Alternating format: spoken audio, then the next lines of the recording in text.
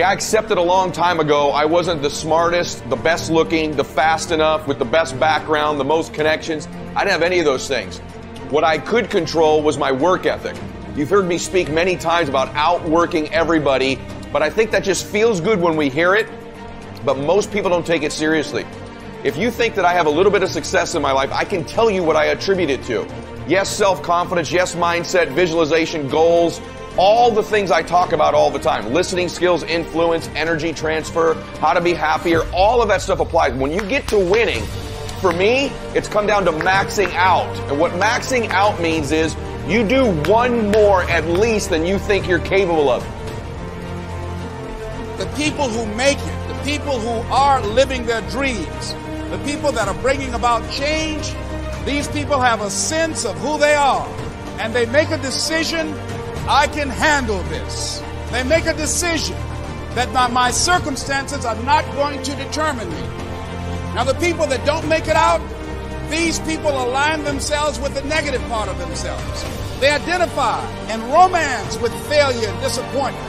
They entertain it. They don't believe. They have faith, bad faith, that they won't make it. These people identify with their weaknesses and their shortcomings. So they give up. Where we have unending hope that we begin to align ourselves with the highest that's within us. That we begin to know each day out of which we create our lives, we create our circumstances. What you confess is what you possess. So maybe today you start by saying, I will not quit. I will not quit. I will not quit on me. Don't you quit on you today. The winners, they stay excited as long as it takes to get the job done. They keep after it until the job gets done.